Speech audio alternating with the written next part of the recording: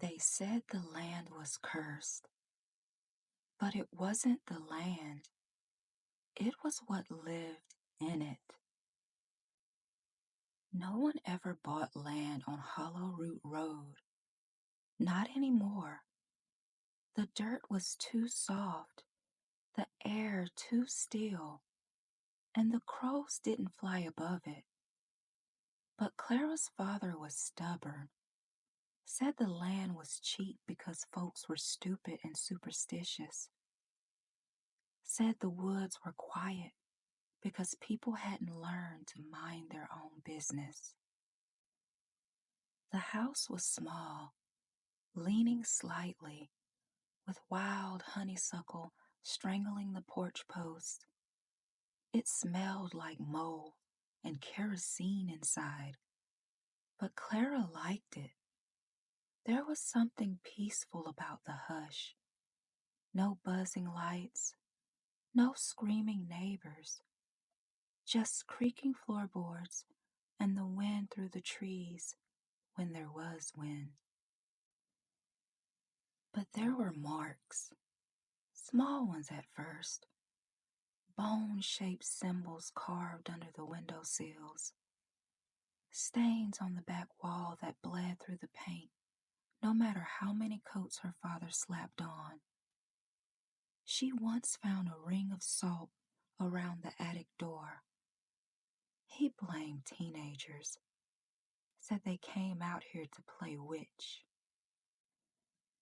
Clara wasn't so sure. The first night, she dreamed of someone standing in the hallway, humming an off-key lullaby. She couldn't remember the words, but she remembered the sound, low, wet, like someone humming through their teeth. She woke up to find the hallway light on and the salt ring broken. By the third night, Clara didn't sleep at all. She just listened. Listened to the floor creak when no one walked. Listened to the old radio in the attic click on and off, though no one had touched it. And sometimes she listened to her father whisper in the kitchen, his voice deeper, slower, like he was speaking with something or for something. In the mornings, her father acted like nothing was wrong. He fixed fences, drank bitter coffee, and laughed when Clara asked if he heard the humming too. "You've been reading too many ghost stories," he said, but his hands trembled when he buttered his toast. And sometimes she caught him staring out the window at nothing for minutes at a time, like he was listening.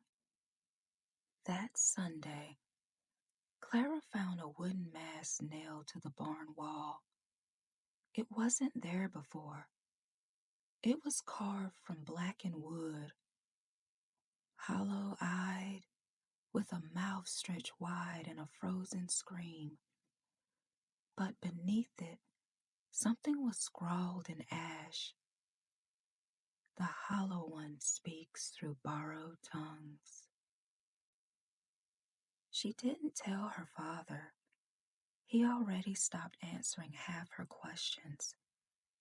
That night, she heard him whisper again.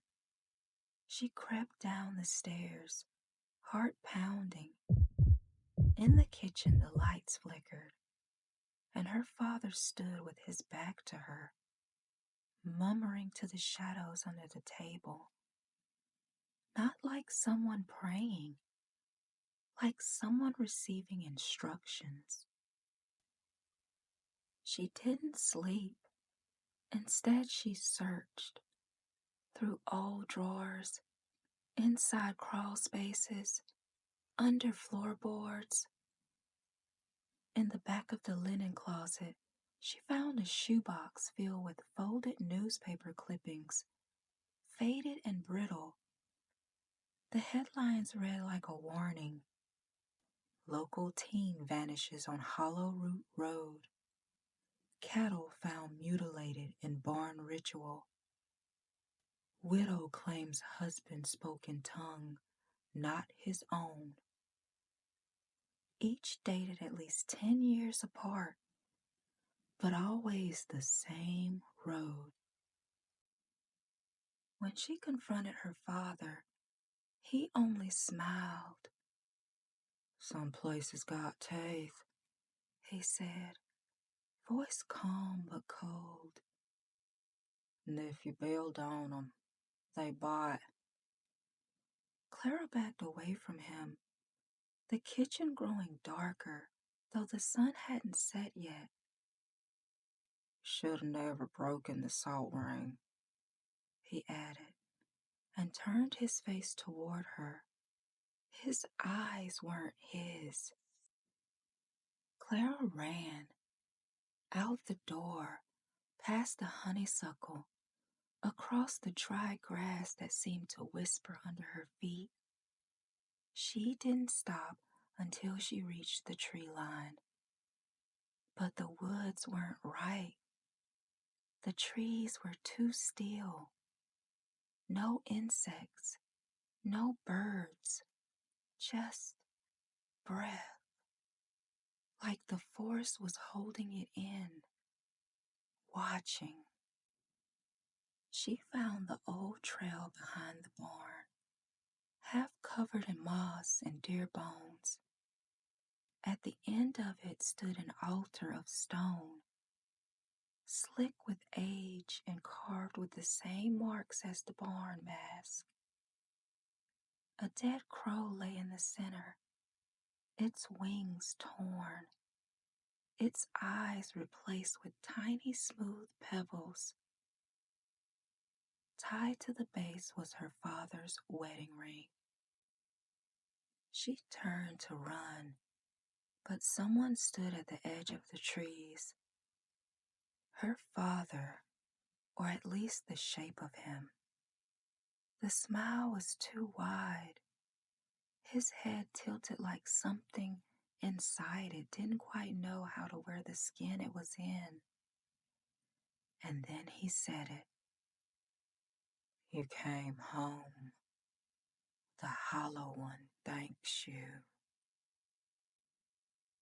Clara stepped back, but the forest shifted behind her, trees leaning in where they hadn't moved before. The air thickened. Her ears rang. Her hands trembled. And somewhere beneath the ground, she felt that humming again. Low, wet, not through her ears, but from inside her bones. She woke in the house, alone. The windows were nailed shut. The doors were gone. The radio in the attic clicked on, and through the static, she heard her own voice whisper, "Some places got teeth." But it wasn't a memory. She was saying it now, but couldn't stop. Her mouth moved on its own. The attic door creaked open on its own. Clara's legs moved against her wheel, dragging her toward the stairs. Her voice kept whispering, nonsense words now, syllables she didn't recognize, but that felt ancient. Her hand reached out, not her hand. She watched it, trembling, fingers curling like they remembered something she didn't. In the attic, the mask from the barn was waiting, propped on an old rocking chair, mouth agape. The salt ring had been redrawn in a perfect circle. Symbols etched into the floor pulsed faintly with light. Her body stepped inside the circle. Her mind screamed. But something else, something deeper, whispered, "You are always the vessel." The radio crackled louder. A second voice joined hers, low, broken, and ancient. She felt her own thoughts splitting, like someone leafing through her memories, like she wasn't alone in her skull anymore. And when she looked down, there were two shadows at her feet. From the corner of the attic, a figure emerged, barefoot, skin stretched too tight, its eyes familiar. Not her father, not anymore. It knelt before the mask and begun to hum that wet, slurred lullaby. Clara couldn't move, couldn't blink, and then the mask turned toward her, though no one touched it. Suddenly, the light snapped off. Darkness swallowed everything. Only the humming remained, then silence. And Clara opened her eyes. She was back in the kitchen. The sun was shining. Her father sat at the table, sipping coffee. "Bad dream?" he asked, without looking up. But his voice echoed twice. Clara stood slowly.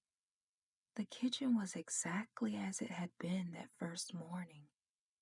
Toast on the counter, coffee in his cup, her father humming softly.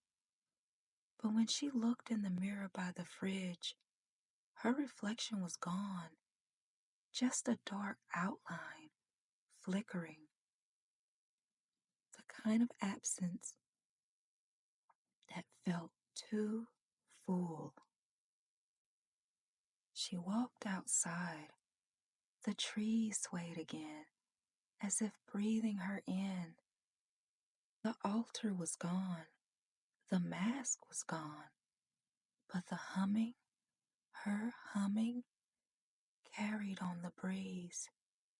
And beneath the porch, where the honeysuckle grew wild, a small circle of salt glowed faintly, broken right down the middle.